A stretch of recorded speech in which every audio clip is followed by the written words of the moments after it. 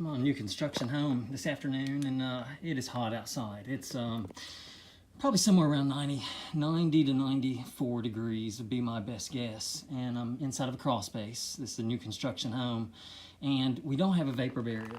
And why a vapor barrier is so important is 1,000 square feet of bare soil, bare earth, can evaporate up to 5 gallons of water a day. This goes into building sciences. But what happens, crawl spaces are much cooler ambient temperature than outside air. So right now our humidity level, I would guess, is somewhere around 70%, and this goes on a psychometric chart and a little past how far I go with a home inspection. But when that hot, humid air enters the crawl space, once again, is going to be much cooler than outside. You know, we're probably 75 degrees, 80 degrees down here.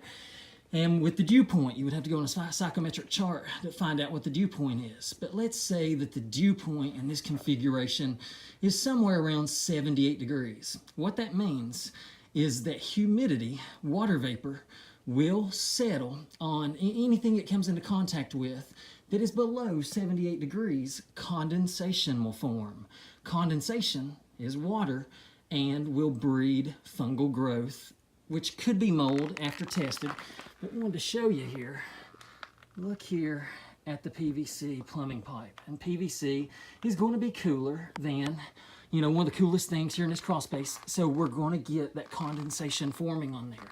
I don't know how good this is showing up, but the insulation is actually dripping. Let me get it back here and get a light on it, and let's see how good it shows up for you all.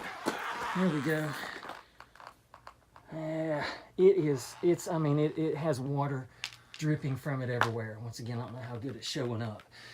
You know, there's more water on the plumbing pipes.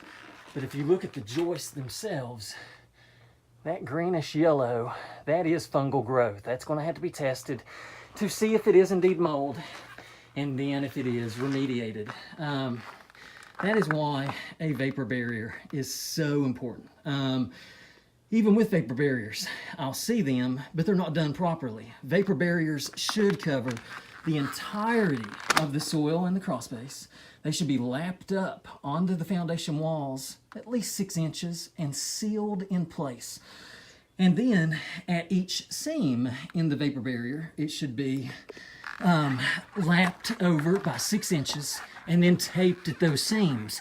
That prevents all this moisture from the soil from coming up and, once again, raising the humidity in here, which, if the dew point is right, there's where you start to get your condensation and your fungal growth. This goes into building sciences. It is very deep. Building sciences are.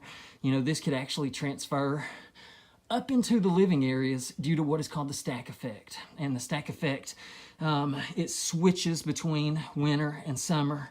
But it is where you have negative pressure on the lowest level of the home, positive pressure on the highest level of the home, being the attic. And so it is air is constantly entering through the crawl space, goes up through the living areas, and then exhausts out the attic area. And it's just a constant air exchange that is taking place. So this fungal growth can get pulled up into living areas and any areas in the home that have over a 16% moisture content, or if the dew points are right, you could start to accumulate fungal growth in those areas. Just something I want to show you guys. One of the things, many things I see every day. Hope everybody has a great day. See you, bye.